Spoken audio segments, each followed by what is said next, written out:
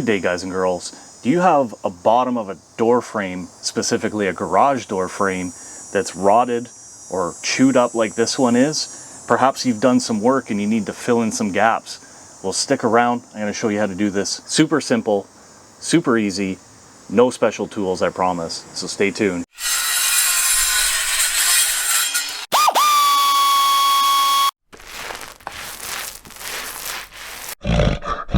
So guys and girls, if you've been following along with the channel here, the last time that we were outside at least, we decided to break up and replace this section of concrete here on the garage floor, or the approach to the garage, and it has turned out fantastic.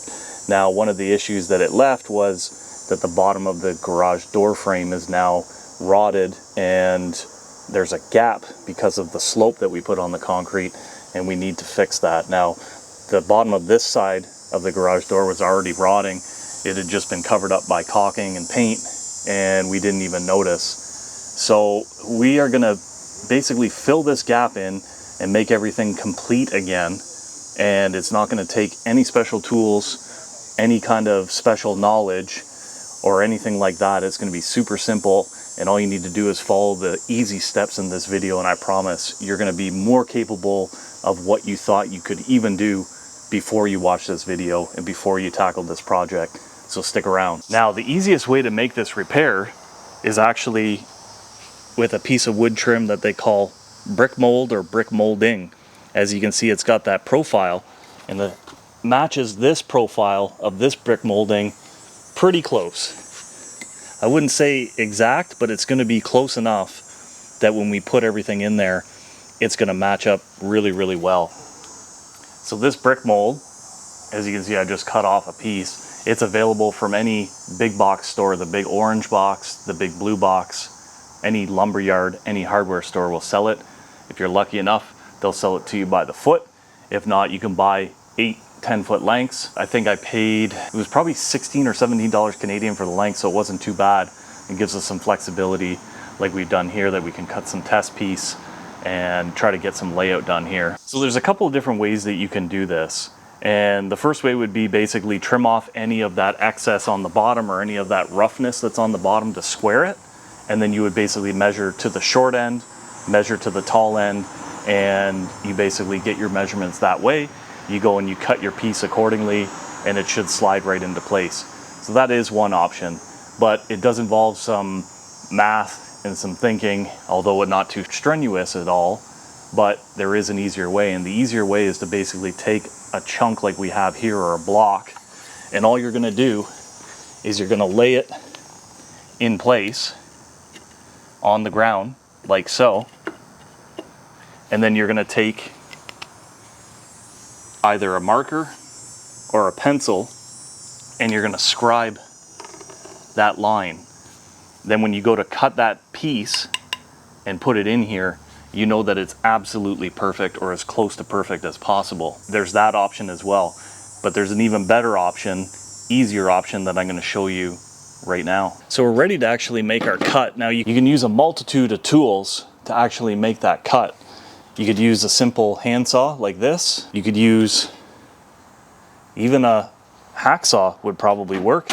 You could use a grinder with a wood blade on it. You could use a skill saw if you've got enough room to actually get the skill saw in there backwards or upside down to actually make that cut. But what we're actually going to use is the oscillating tool. I like this because you can actually set the blade on different angles if you need to. It'll cut multiple materials. If you've got a little bit of steel in there that needs to cut, a couple nails that you can't see, it's going to cut through it too. Now, you want to use a blade that you're not too worried about getting damaged or destroyed even. This is a nice Dremel wood and metal blade, really, really fine teeth on it. And if it gets damaged by the concrete in behind, I'm not going to lose too much sleep. So as you can see too, we've removed, or at least loosened, the weather stripping that's on the side so that we can get in behind it. You could totally remove that weather stripping, but we just recently painted this door, and if you move the actual weather stripping, the chances of it going back in the exact same spot are slim to none. You might see a gap or a stripe of that underlying paint. So really all we need is just this little bit of gap here to work in anyways. So you guys can just play it by ear, and figure out what's going to work best for you. So as I stated before, you could actually go in there and mark it, but I want this piece of wood to do some of the work for us. And really, all we're going to do, without trying to get it in the frame too much, is use this as a guide.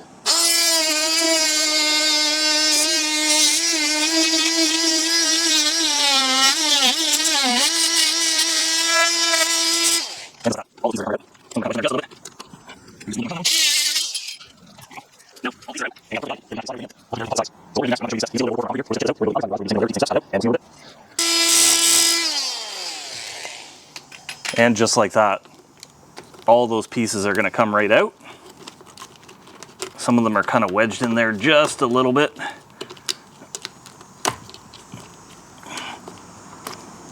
Maybe just a little bit more cut on that one.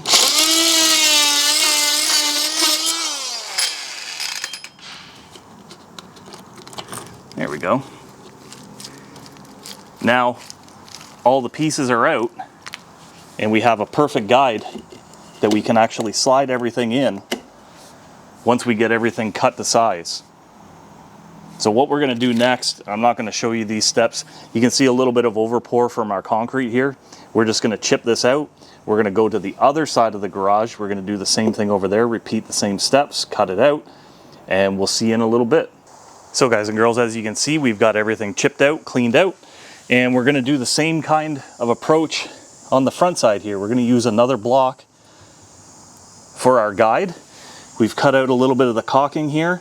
We cut a 4-inch piece in our case, and that's just to get back to something that's solid and get back onto the original wood so that things overlap. You don't want a straight joint that goes all the way across both pieces. This way, this new piece will tie into the old, and the new will tie into the old and this piece. So it's tied in 3 different ways. Shouldn't go anywhere. So again, same idea. We're going to use this as a guide.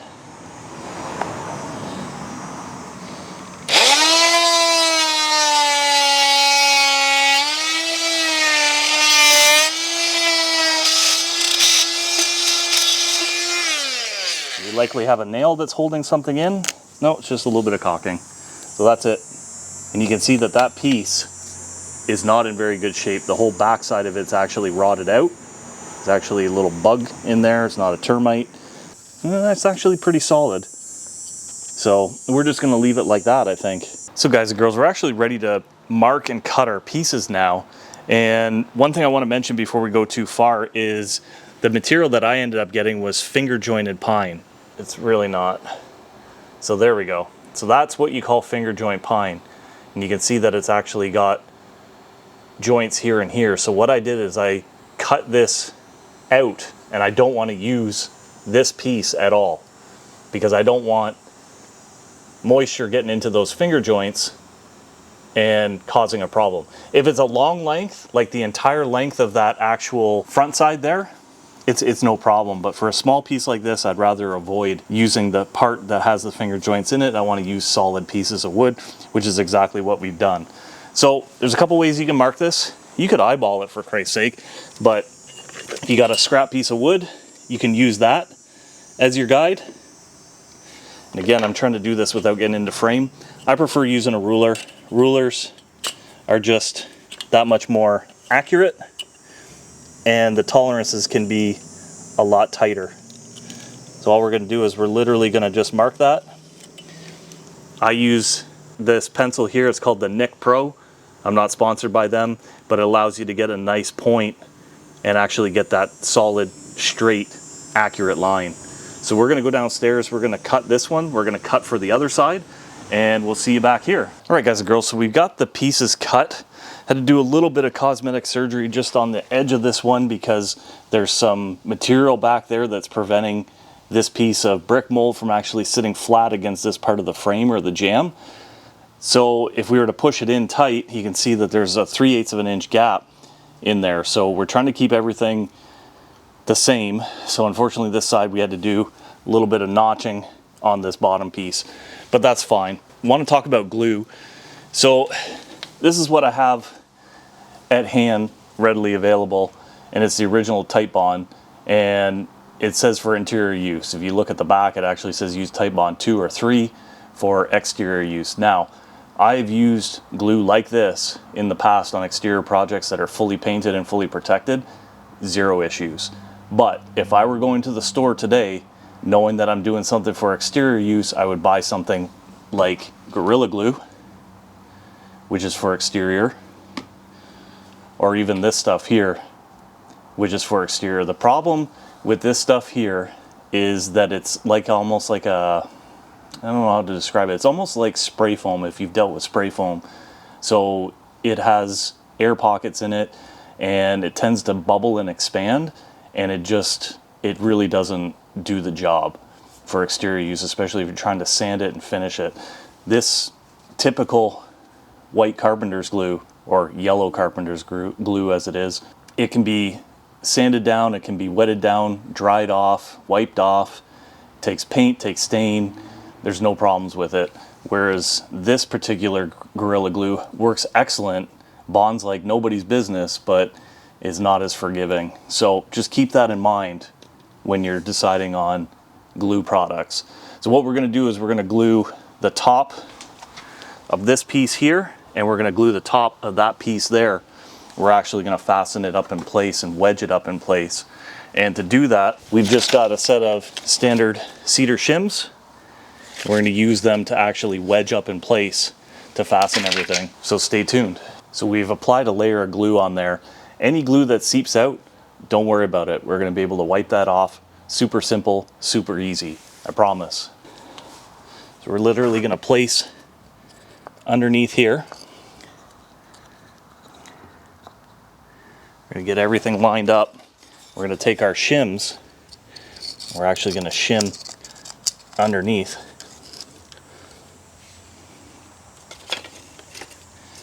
Try to make that tweet like a tiger, as Oster Pounds would say. You can take a hammer, you can wedge those in a little bit more, but that's basically the gist of it right there. So we're ready to fasten on the front piece. I'm going to try to keep it as simple for you guys and girls.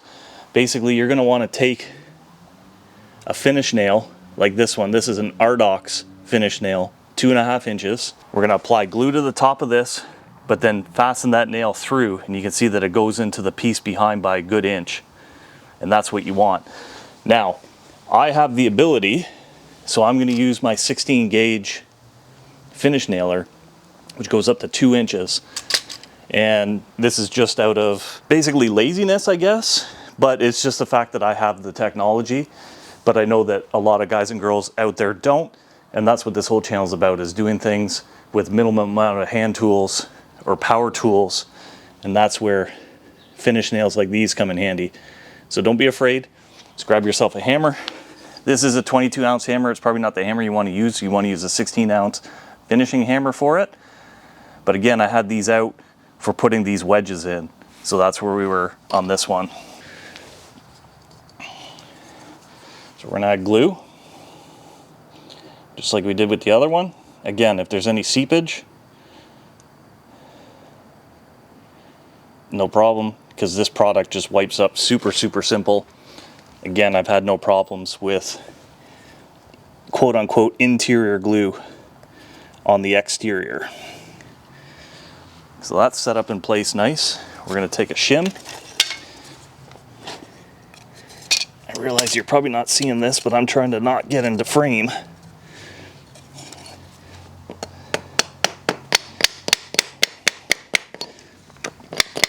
So now everything is wedged up in place. Everything is nice and flush. Again, I'm just doing this temporarily, but you'll follow it up with a wet paper towel, a wet sponge, and basically wipe up everything. It's really not that hard. Might look intimidating to people who haven't done it for the first time, but it's really not that hard. So if you were putting nails in, you would take your finish nail and you would put probably 2 in this case into there, and I would put them on the large flat part as opposed to the ridge, because then you can't get in there to put some wood filler in there to finish it. But we're gonna use technology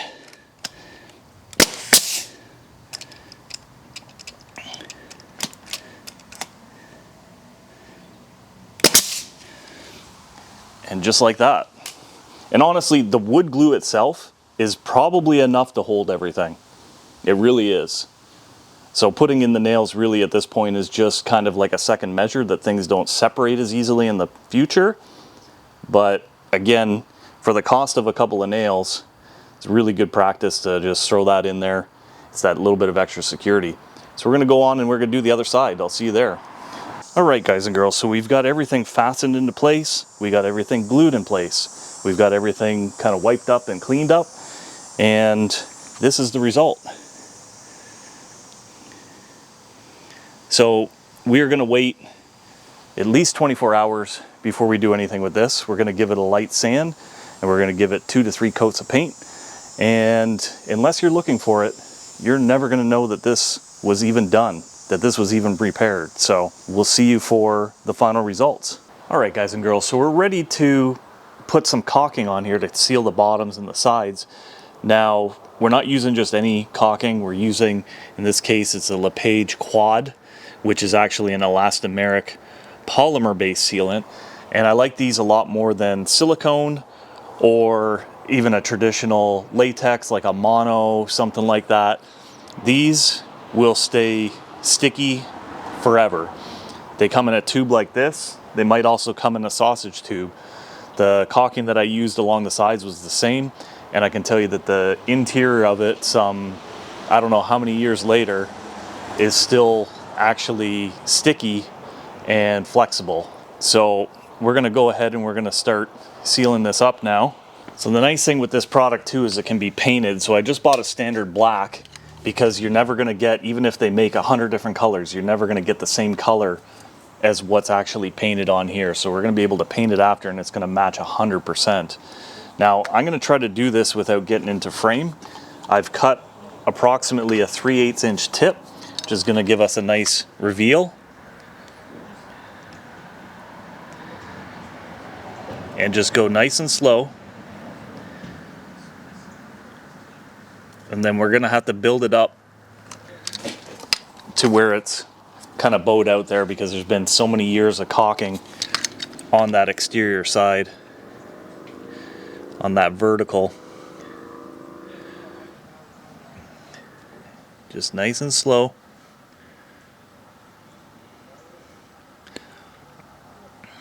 And again, I'm trying to do this without getting in frame. This is not the position that I want to be in.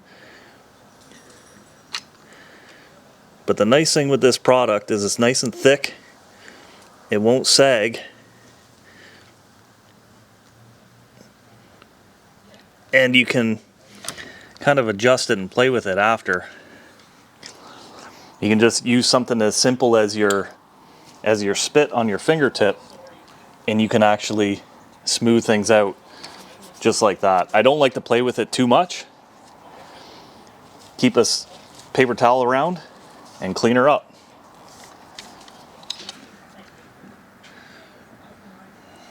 Nice tight bead up the middle here.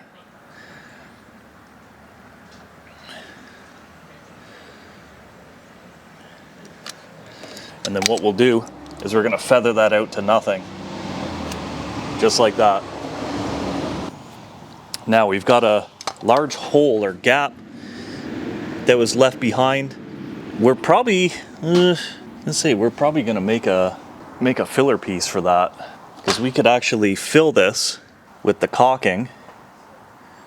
You know what? We're going to try filling it with the caulking.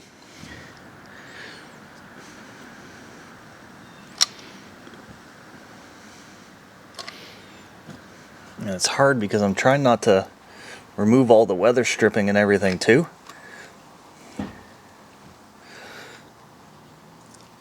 And of course it's catching on everything.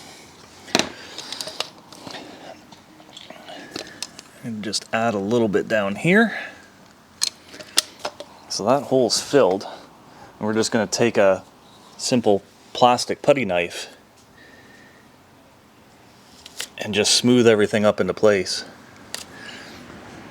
And now we got a nice square flat hole that we filled in. Look at that. And that will not sag. So again, you could go over this with your fingers And you could try to smooth this out. You could use soapy water to try to smooth it out. But honestly, if it looks this good, in my opinion, this is how it's staying. So we're gonna let that cure. Probably let it cure for a week, to be honest. Get a good skin over it. It'll skin over probably within an hour, but we're gonna allow that to kind of cure up a little bit more, and then we're gonna end up painting everything to match, and you won't even know that this thing was repaired. So stay tuned. Well, guys and girls, what do you think? I think unless you were actually looking for it and you had done the work yourself, that you would never even know that we had done a repair on this garage. Don't mind the dust, that's just the dust from redoing the concrete approach in front of the garage door, which we'll also be making a video on. So if you're interested in that, stay tuned. We'll be throwing that up in about a few weeks, maybe a month's time. But that's the whole point of this channel, is showing average homeowners that they are more capable than they know for doing repairs like this. Might take a special tool here or there, but you're more capable than what you could even imagine. Men, women, the young, the old, it doesn't matter. With the information that you're going to get from the Maury Bear, you're going to be capable of doing things. Maybe you want to paint your electrical service. Okay? We call it a hydrometer here in Ontario. Maybe you want to paint a steel door. You didn't realize that you could actually paint steel garage doors. Look at that. Make it match the rest of your windows. Maybe you want to paint some gas services so that it blends in a little bit better. Maybe you want to paint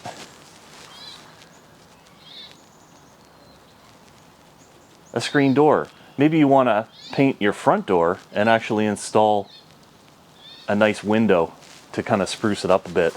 These are the kinds of things that you're going to find on the Maury Bear. We even have car maintenance. If you're looking at maintaining your vehicle, painting brakes, installing these gills on the back, installing mud flaps, installing the infamous dash cam, it's really not that hard. The information you're going to get here on the Maury Bear. Because again, we firmly believe that a little bit of information, maybe a special tool here and there, pretty much anybody is capable of anything. Please click like and hit that subscribe button. It really helps me as a content creator, allows me to buy better equipment and provide a better, more polished video. But at the same time, I firmly believe that the information is more important than how flashy it is. You're gonna get a couple of jokes here with the Maury Bear, but for right now, you're not gonna get the most flashy content, but you're gonna get information that's crucial that you need as a homeowner, property owner, and car owner. And remember, you never know unless you bear. We'll see you on the next video.